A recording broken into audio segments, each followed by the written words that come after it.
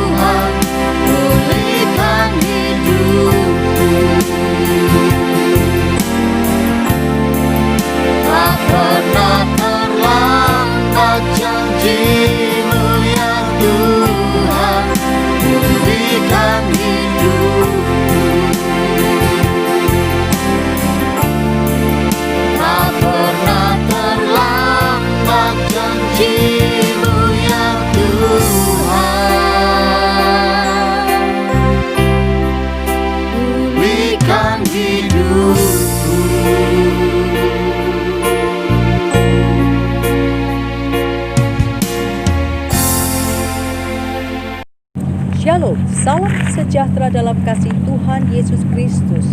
Bersama saya, Pastor Henny Rarung Tanot dalam ibadah raya 19 Juli 2020 dengan tema Kuasa Kristus di tengah-tengah kita.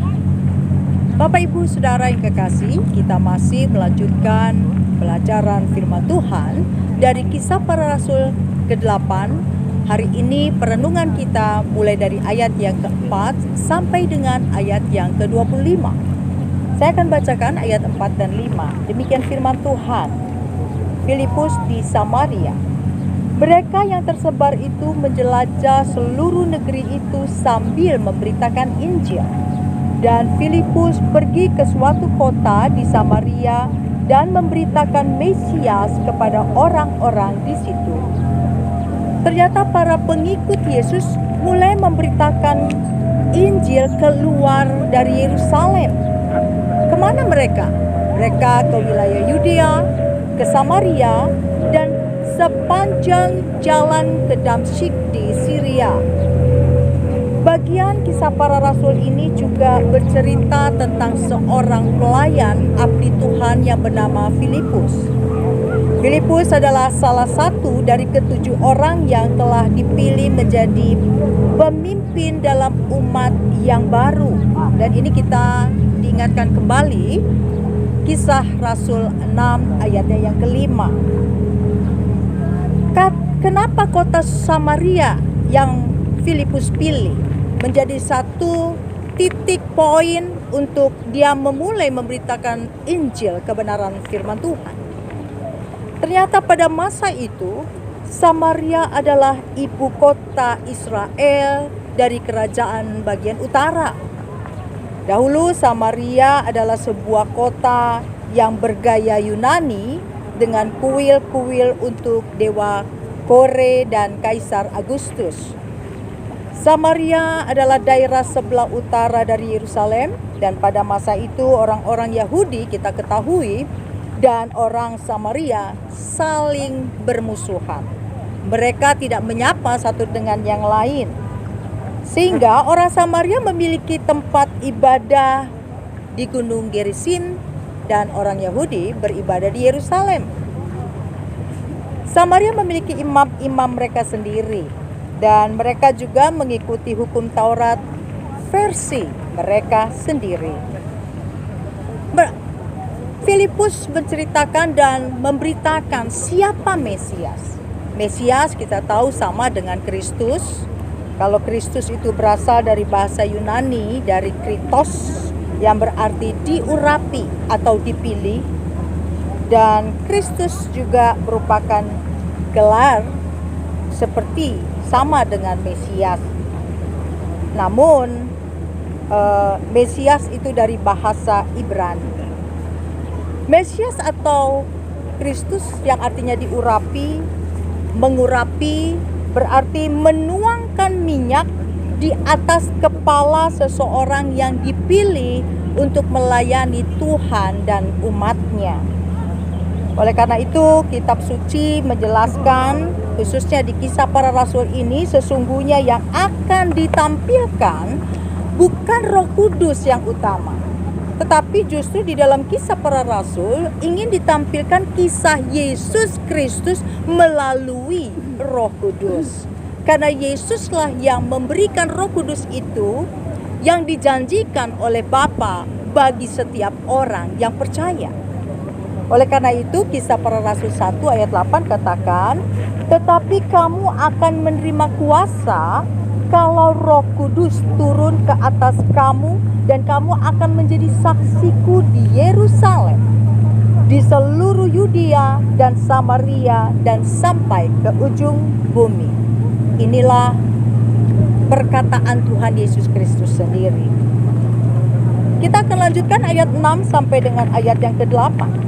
Ketika orang banyak itu mendengar pemberitaan Filipus dan melihat tanda-tanda yang diadakannya, mereka semua dengan bulat hati menerima apa yang diberitakannya itu.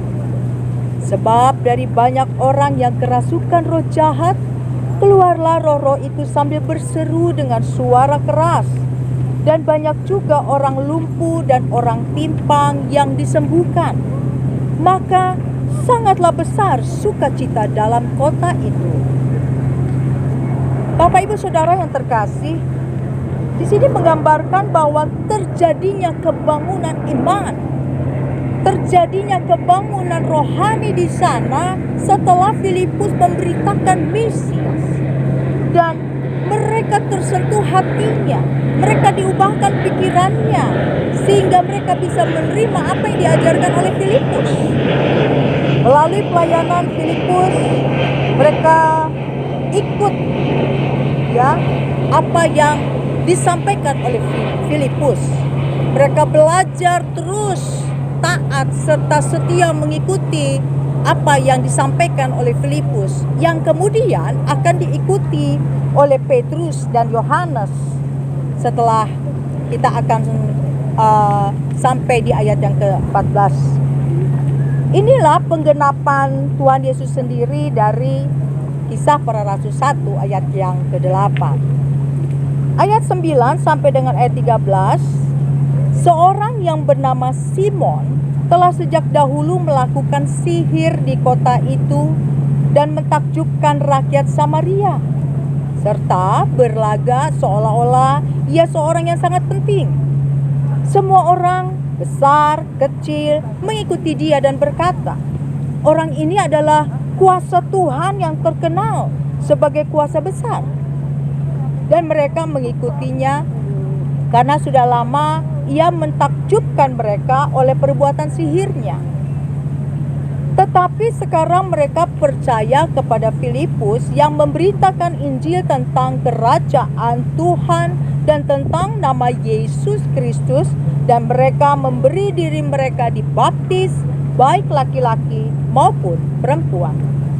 Simon sendiri pun juga menjadi percaya, dan sesudah dibaptis, ia senantiasa bersama-sama dengan Filipus dan takjub ketika ia melihat tanda-tanda dan mujizat-mujizat besar yang terjadi. Kita dapat belajar di sini ada teladan yang diberikan oleh Filipus sehingga setiap umat di sana pada waktu itu boleh percaya dengan Filipus dan mengikuti Filipus kemanapun Filipus melayani, termasuk Simon si tukang sihir ini.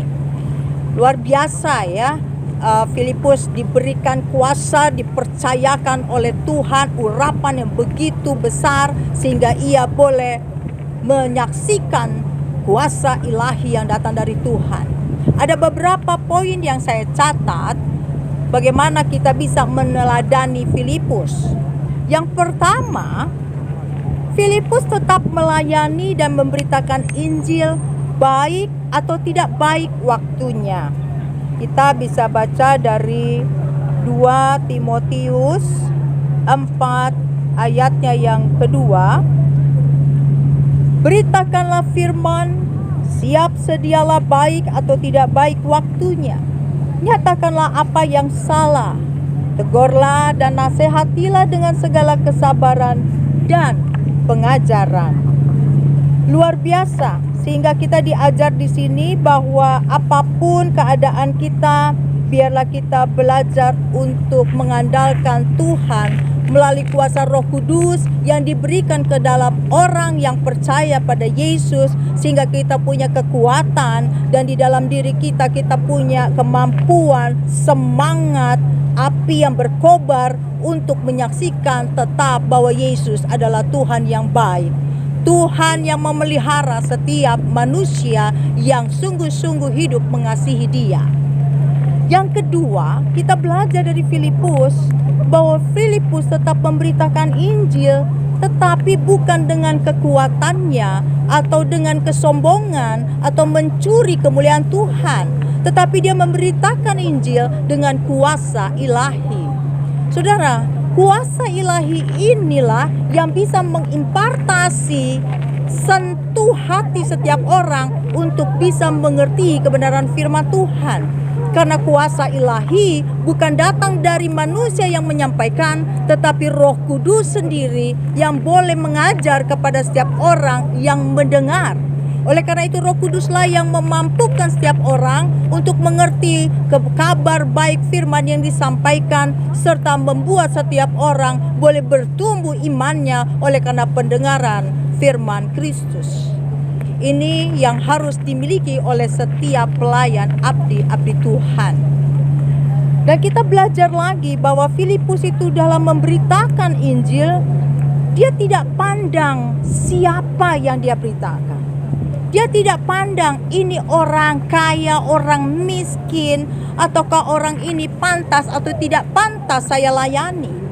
Tetapi Filipus ketika itu dia memberitakan Injil di Samaria yang adalah musuh dari orang Yahudi sendiri. Dan dia tidak memandang itu sebagai musuh. Seringkali kita merasa bahwa ngapain saya mau sampaikan hal yang baik kepada musuh saya, biar saja. Saudara, kita perlu ketahui bahwa Tuhan mengasihi saudara dan saya dengan seluruh kelemahan kita, dengan seluruh kelebihan kita. Dan Tuhan mengajarkan agar kita boleh mengasihi sesama kita apapun keadaannya, siapapun dia, baik dia menyakiti kita, dia pernah memfitnah kita, bahkan lebih jahat daripada itu. Tuhan mau mengajarkan kepada kita, layanilah seorang akan yang lain dengan penuh kasih yang datang dari hati Tuhan Yesus Kristus sendiri. Dan kita lihat dia juga melayani tukang sihir. Siapa tukang sihir? Tentu gak percaya sama Tuhan. Seringkali kita merasa kalau kita mau melayani seorang yang wow, dia pengikutnya banyak loh, dia hebat loh, kita jadi minder, kita takut. Nah, tetapi kalau pelayan, seorang abdi Tuhan yang mengandalkan kasih Tuhan dan oleh pimpinan Roh Kudus digerakkan untuk berbicara tentang kuasa Yesus Kristus dengan kasihnya bahwa Yesus adalah Mesias yang diurapi, yang dipilih oleh Tuhan, adalah Tuhan dan Juru Selamat, ya adalah jalan kebenaran dan hidup satu-satunya, sehingga tidak seorang pun datang kepada Bapa tanpa melalui Yesus. Maka tukang sihir ini menjadi dia takut dan takjub melihat Filipus dengan segala kuasa ilahi yang mengalir untuk menjamah setiap orang, sehingga orang yang terluka hatinya boleh disembuhkan, orang yang sakit boleh disembuhkan secara jasmani, tetapi yang terpenting adalah batinnya seseorang.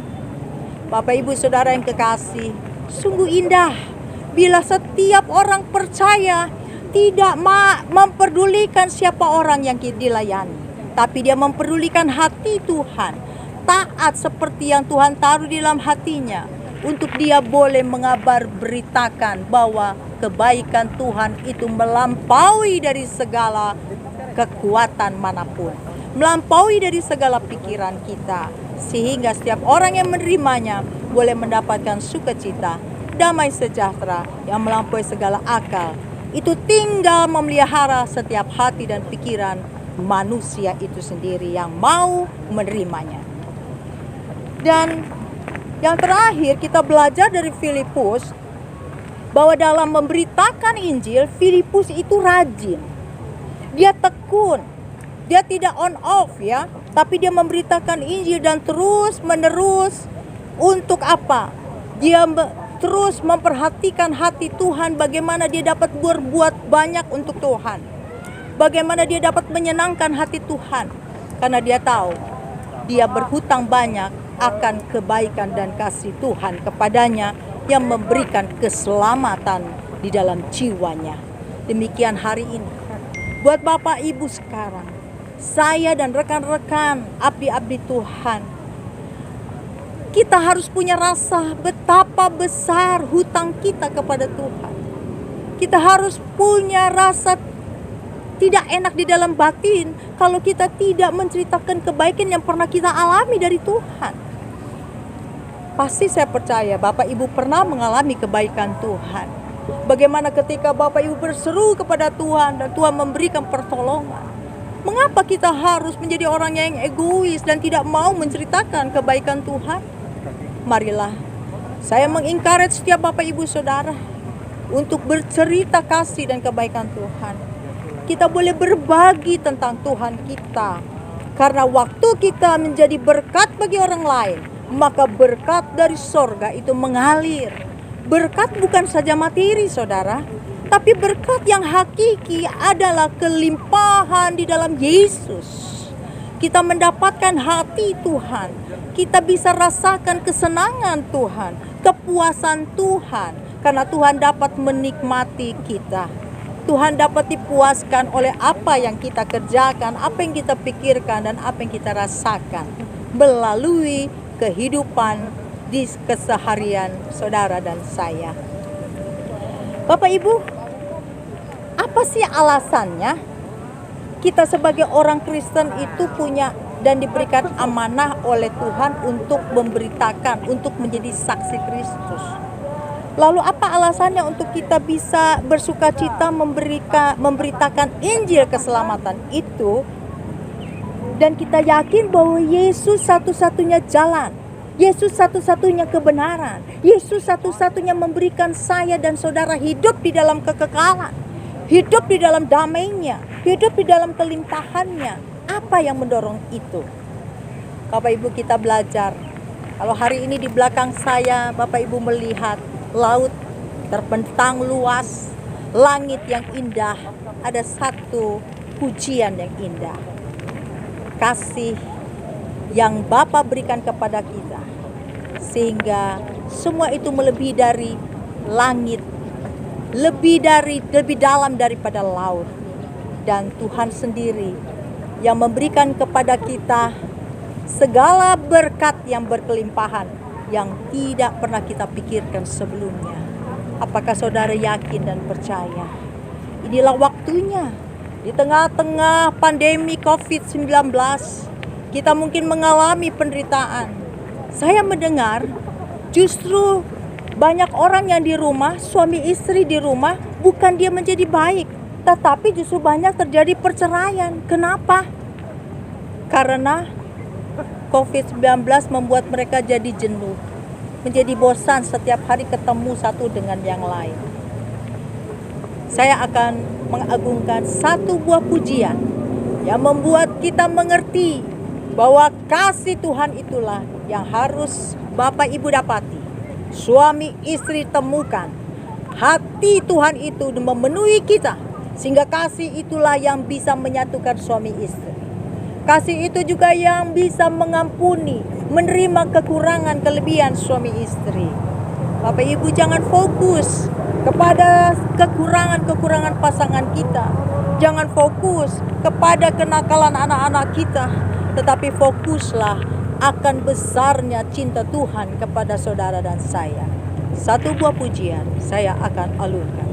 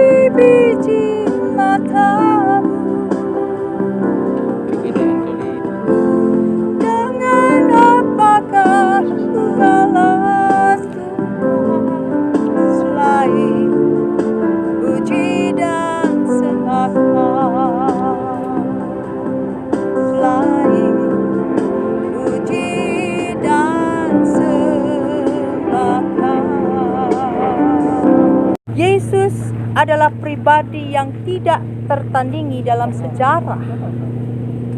Dia unik dalam hakikat. Dialah Tuhan sekaligus manusia. Inilah yang dikatakan dalam Yohanes 10 ayat yang ke-30. Kemudian yang kedua, Yesus itu unik dalam nubuatan. Tidak ada kehidupan pemimpin lain yang dinubuatkan dengan begitu jelas dan akurat seperti Tuhan Yesus Kristus. Ini terdapat dalam Mika ayatnya yang Mika 5 ayatnya yang kedua. Dikatakan bahwa sebab itu ia akan membiarkan mereka sampai waktu perempuan yang akan melahirkan telah melahirkan, lalu selebihnya dari saudara-saudaranya akan kembali kepada orang Israel. Yang ketiga, Yesus unik dalam misi.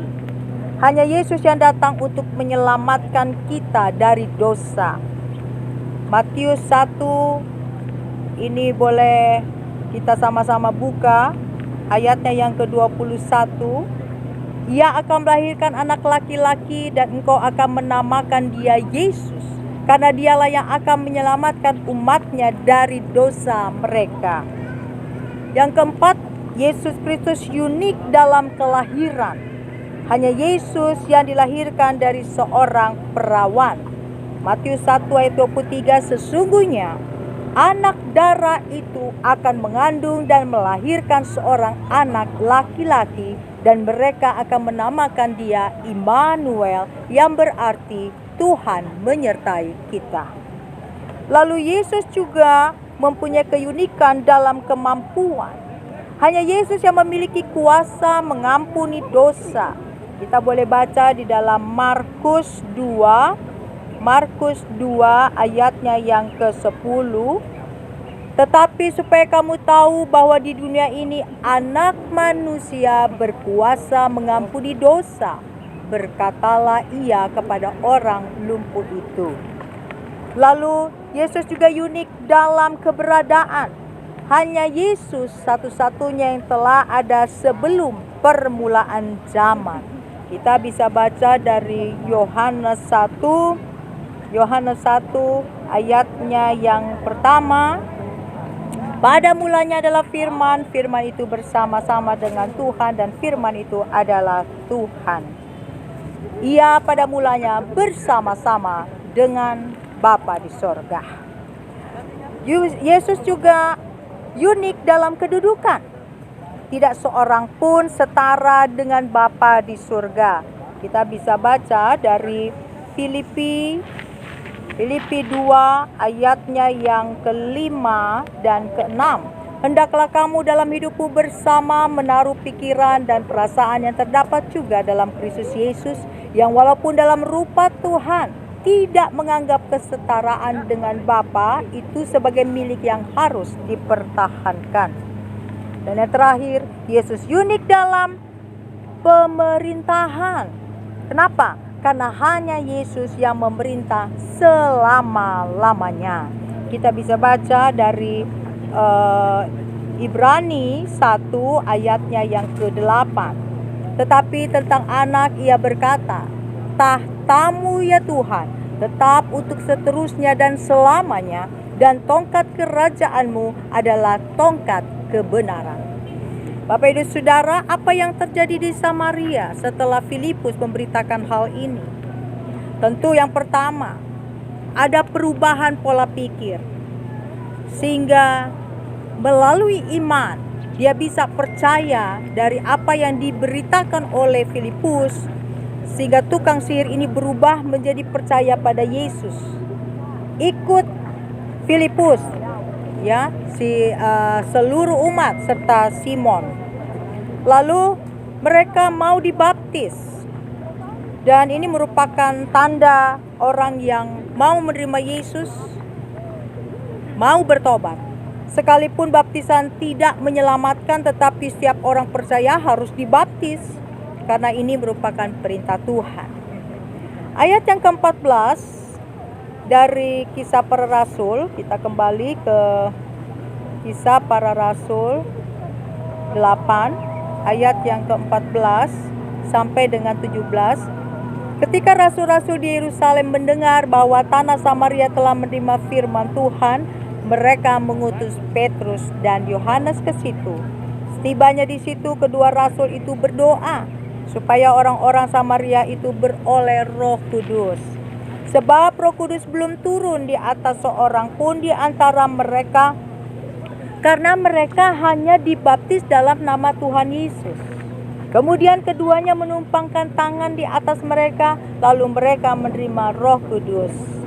Bapak Ibu Saudara, Roh Kudus belum turun karena hanya dalam nama Tuhan Yesus. Ini bukan berarti merendahkan atau menghina baptisan, tetapi Tuhan mempunyai rencana di mana Melalui baptisan seharusnya orang mengalami pertobatan dan menerima Roh Kudus untuk mengarahkan dan memimpin seseorang pada tujuan dan ketetapan yang Tuhan sudah tetapkan baginya, dan dalam berpikir, dalam perasaan dan bertindak itu terus semakin serupa dengan Yesus.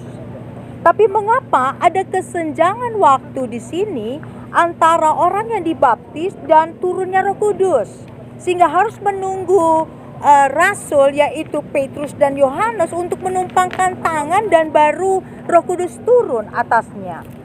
Di sini ada rencana Tuhan yang indah, yaitu adanya rasul-rasul dari orang Yahudi dari Yerusalem yang menumpangkan tangan sehingga Roh Kudus diberikan. Maka ini mengajak orang Samaria untuk percaya pada Yesus sehingga bersatu dengan orang Yahudi, di mana Samaria bisa menerima rasul dari Yahudi, musuhnya. Sebaliknya, rasul sebagai abdi Tuhan mau melayani orang Samaria yang dianggap adalah tidak lagi percaya pada Tuhannya, Yahweh-nya.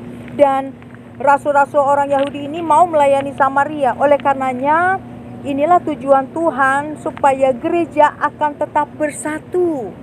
Tidak lagi gereja boleh mengagungkan, meninggikan dari mana denominasinya, dari mana ajarannya, doktrinnya dan sebagainya. Tetapi Tuhan menginginkan gereja bersatu, memuliakan nama Tuhan, mengagungkan Tuhan, sehingga kuasa ilahi itu mengalir dan boleh tampak menjadi garam di tengah-tengah dunia ini, menjadi terang di tengah-tengah kegelapan dunia ini. Sehingga manusia tidak boleh memandang, tetapi manusia hanya taat, setia di dalam proses yang Tuhan kehendaki dalam kehidupannya agar Tuhan boleh dimuliakan. Bapak Ibu, di tengah-tengah setiap masalah, jangan sampai saudara kehilangan yang berharga di dalam proses tersebut.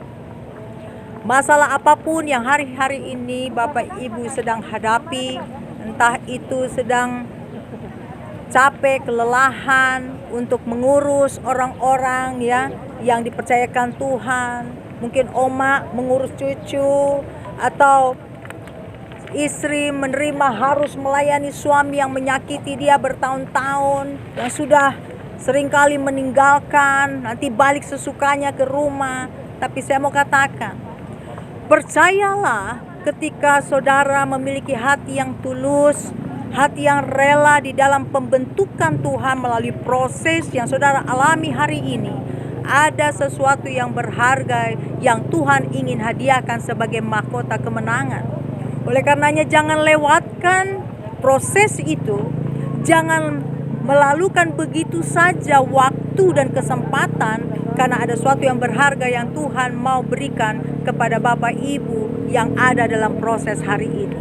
Percayalah bahwa hadiah yang berharga itu saudara akan menerima semakin serupa dan segambar dengan Yesus Kristus. Bagaimana saudara hari ini menjadi orang percaya? Apakah saudara rela dalam pembentukan Tuhan?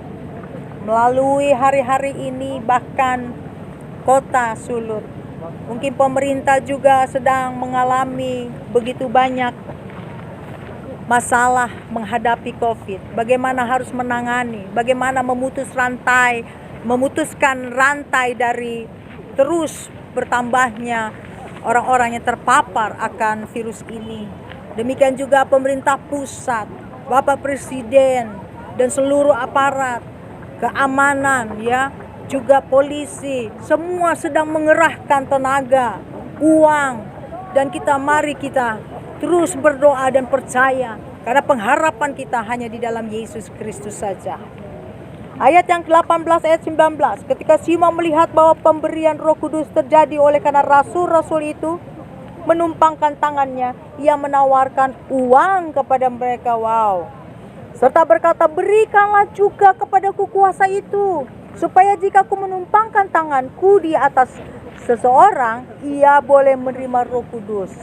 Ternyata ini berpikir Simon yang salah, di mana walaupun Simon sudah dibaptis, Simon sudah melihat ya kasih dan kuasa Tuhan. Ternyata pikiran Simon masih pada Simon yang lama. Dia belum mengalami perubahan paradigma cara berpikir yang terdapat di dalam Kristus Yesus. Sehingga kita lihat saudara, ini Simon ini seorang tukang sihir, dan bagaimana cara berpikir sebagai orang Kristen yang sejati dia belum dapati. Dari kita belajar dari sini bahwa kelahiran baru bagi setiap orang harus melewati proses sekolah dalam kehidupannya yang Tuhan izinkan. Dan ini proses yang kudus, di mana Tuhan memberikan keadilan bagi orang yang melanggar firman. Ini merupakan keadilan hukum Tuhan yang kudus karena Tuhan mengasihi. Karena Tuhan memperhatikan jalan-jalan hidup setiap kita untuk mendapatkan dan meraih iman yang kuat, iman yang militan, dan memiliki integritas yang tinggi kepada Tuhan. Sehingga Simon di sini, melalui sikap Simon, kita dapati bahwa Simon ternyata hanya memiliki iman intelek. Artinya hanya sebatas pikiran saja bahwa dia sudah percaya Yesus. Tetapi dia harus melihat. Kita ingat ya, seperti Thomas ya, kalau belum lihat tidak percaya. Lalu Simon hanya melihat spektakuler yang dikerjakan oleh Filipus sehingga dia mau ikut. Sehingga ini hanya intelek tapi hatinya tidak lurus, kata Filipus ya. Kemudian iman yang dimiliki oleh Simon karena iman mujizat. Karena sehingga tukang sihir ini hanya melalui kekuatan roh-roh atau ilah-ilah yang dia sembah, dia biasanya melakukan segala sesuatu mujizat. Oleh karena itu ketika dia melihat Filipus mujizatnya jauh lebih besar, dia mau menerima, tetapi menerima dengan iman yang salah. Iman yang mujizat, hanya mau segala sesuatu yang hebat sehingga dia sanggup membayar. Karena ketika dia belajar untuk mendapatkan roh-roh kecil itu, ya dia biasanya membayar untuk mendapatkan kekuatan dari roh itu untuk mengadakan mujizat ya. Kemudian iman yang salah dari Simon adalah karena bayaran ya, sehingga tukang sihir ini dia mau bekerja karena dibayar. Sementara memang karunia yang diberikan oleh Yesus melalui kuasa ilahi yang bekerja di dalam Filipus itu gratis, tidak perlu dibayar.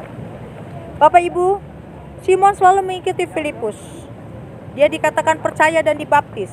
Tetapi kita lihat bahwa orang yang selalu mendengar firman belum tentu menjadi Kristen yang sungguh-sungguh, belum tentu memiliki iman yang sejati sebagai orang Kristen. Oleh karenanya bukan karena seseorang itu ikut ibadah setiap hari atau rajin dalam melakukan kegiatan gerejawi, tapi bagaimana hubungan seseorang kepada Tuhan secara pribadi. Begitu pentingnya peran Roh Kudus dalam menuntun hidup orang percaya. Ini menjadi suatu anugerah, kasih karunia bagi setiap orang yang percaya pada Yesus. Yesus sendiri berkata, "Aku akan minta kepada Bapa dan Ia akan memberikan kepadamu seorang penolong yang lain." Yohanes 14 ayat 16. Roh Kudus diberikan untuk memimpin orang percaya. Apabila Ia datang, yaitu Roh kebenaran, Ia akan memimpin kamu ke dalam seluruh kebenaran. Yohanes 16 ayat 13. Yesus juga menjanjikan bahwa Bapa akan mengutus Roh yang akan menyertai orang percaya untuk selama-lamanya. Yohanes 14 ayat 16. Berarti di sini kita mendapatkan kesimpulan bahwa Tuhan sendirilah yang tinggal di dalam hati Bapak, Ibu, Saudara, dan saya hari ini. Maka bila kita dipimpin Roh Kudus, kehidupan kita akan bercirikan berbeda dari manusia duniawi. Kita pasti memiliki kasih, memiliki sukacita, damai sejahtera, ada penguasaan diri, dan buah-buah roh itu hidup di dalam setiap orang yang sungguh-sungguh mengasihi Tuhan, yang hidup dipimpin oleh Roh Kudus. Kita dapat baca dari Galatia 5 ayat 16, ayat 22, ayat 23. Kita pun akan menjadi saksi Kristus yang efektif pada saat berjalan melalui padang gurun di dunia ini. Kita tidak fokus kepada padang gurunnya, tapi kita fokus kepada mahkota yang disiapkan oleh Yesus kepada orang yang hidup bersama Yesus di dalam suka duka. Dan kita tahu bahwa seluruhnya akan kita lewati bersama kekuatan yang datang dari Yesus melalui kuasa Roh Kudus. Kita dimampukan untuk melewati dengan sukacita di dalam Dia. Dan yang ayat 20, ayat 23, kita sedikit lagi Bapak Ibu. Tetapi Petrus berkata kepadanya, binasalah kiranya uang itu bersama dengan engkau, karena engkau menyangka bahwa engkau dapat membeli karunia Tuhan dengan uang. Tidak ada bagian atau hakmu dalam perkara ini, sebab hatimu tidak lurus di hadapan Tuhan. Jadi bertobatlah dari kejahatanmu ini dan berdoalah kepada Tuhan supaya mengampuni niat hatimu ini. Sebab kulihat bahwa hatimu telah seperti empedu yang pahit dan terjerat dalam kejahatan. Sikap Petrus ini menegur sangat keras, Bapak Ibu. Artinya kita setiap umat Tuhan harus berani menegur, walaupun dengan kasih, tetapi tegur apa kesalahannya. Sehingga kesucian yang ada pada Petrus, kesucian pada kita ketika kita menegur, itu membuat orang tahu apa penyimpangan yang dilakukan, apa yang tidak benar dari kebenaran firman Tuhan sendiri. Dan yang kedua, sikap yang tegas harus dimiliki oleh seorang pelayan atau abdi Tuhan, seorang Kristen. Ini harus dilakukan bukan karena kita jadi Kristen lalu enak hidup seenaknya, berpakaian semaunya, berkata sesukanya, karena kita yakin bahwa Yesus telah mati buat kita. Tidak. Kita harus sungguh-sungguh hidup di dalam ketetapan Tuhan, menjadi teladan dalam seluruh kehidupan kita, sehingga orang dapat melihat perbedaan manusia dunia dan manusia surgawi. Yang ketiga, Petrus menegur dengan kasih tetapi juga kudus. Ini untuk mengajak Simon, seorang tukang sihir atau magion ya dalam bahasa Yunani, ya, untuk bertobat.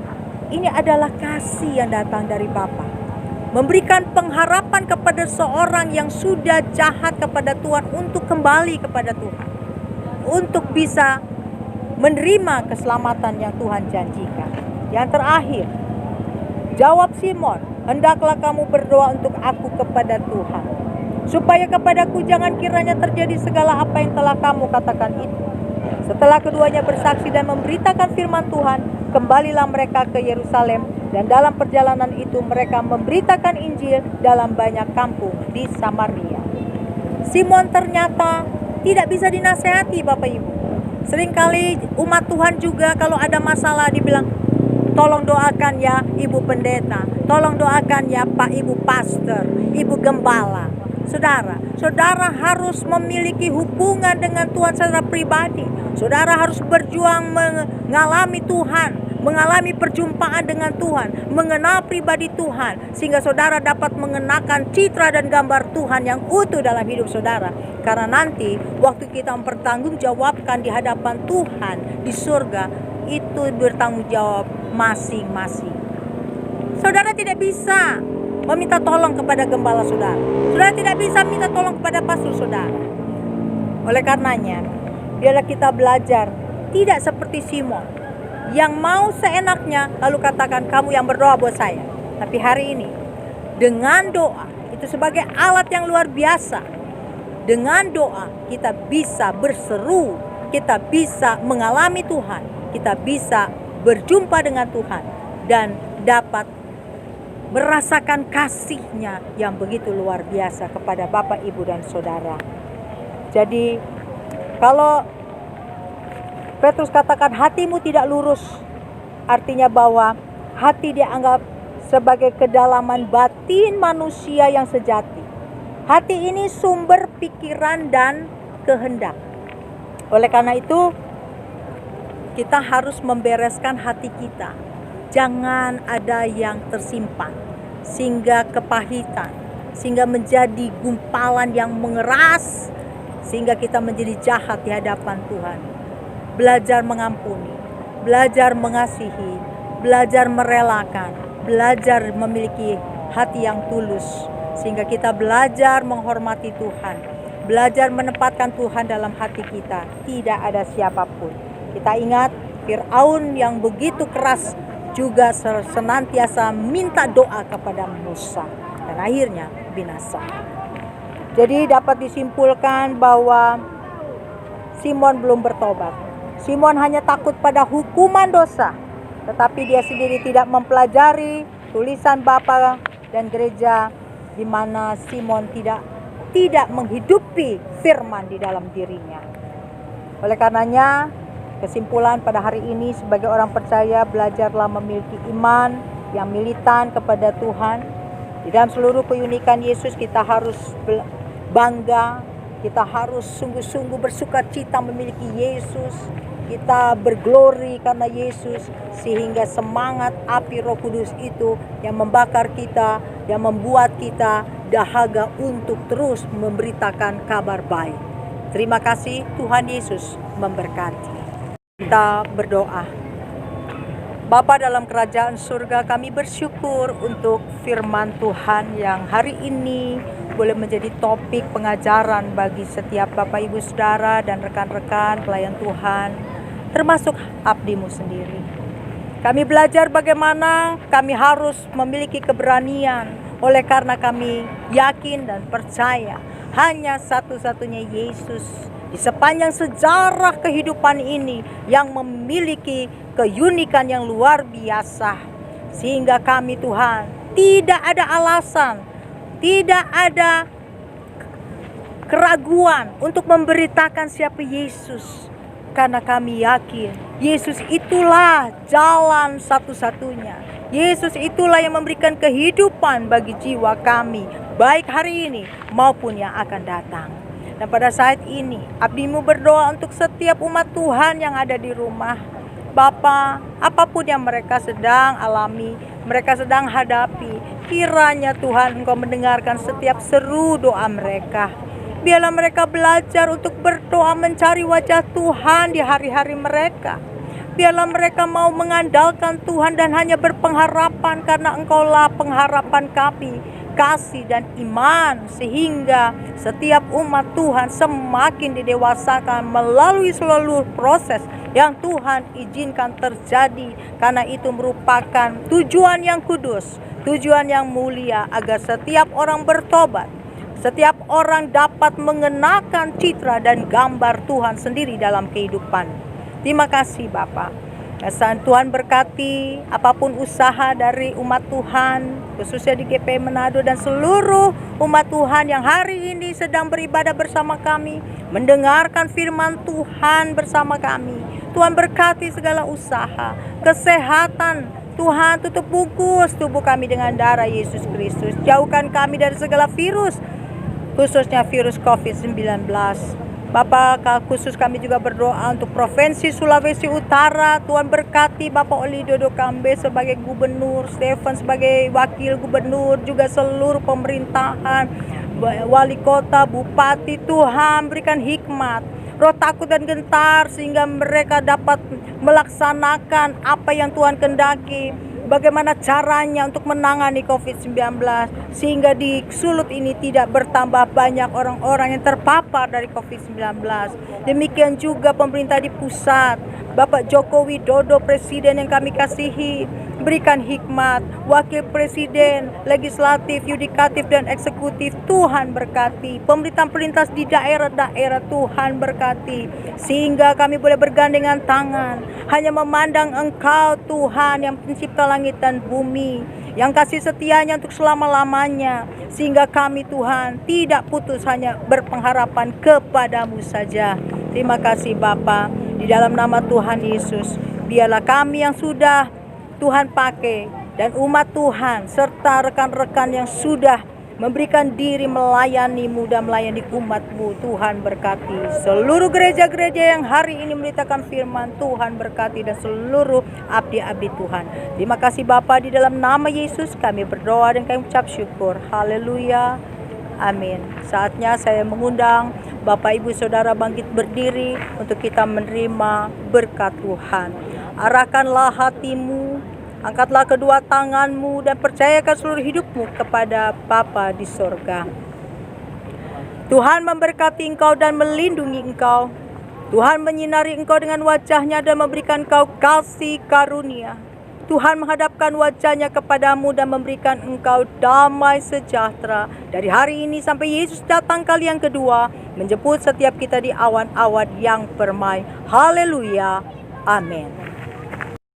Bapak Ibu Saudara yang dikasihi Tuhan, kembali saya Pastor Heni Rarung Tanot mengucapkan banyak terima kasih karena Bapak Ibu telah mengikuti ibadah kami GPI Manado, dan kiranya Tuhan senantiasa menjaga, memelihara dan memberkati Bapak Ibu di dalam keseharian. Dalam nama Tuhan Yesus, terima kasih. Tuhan Yesus memberkati. Sola Gracia.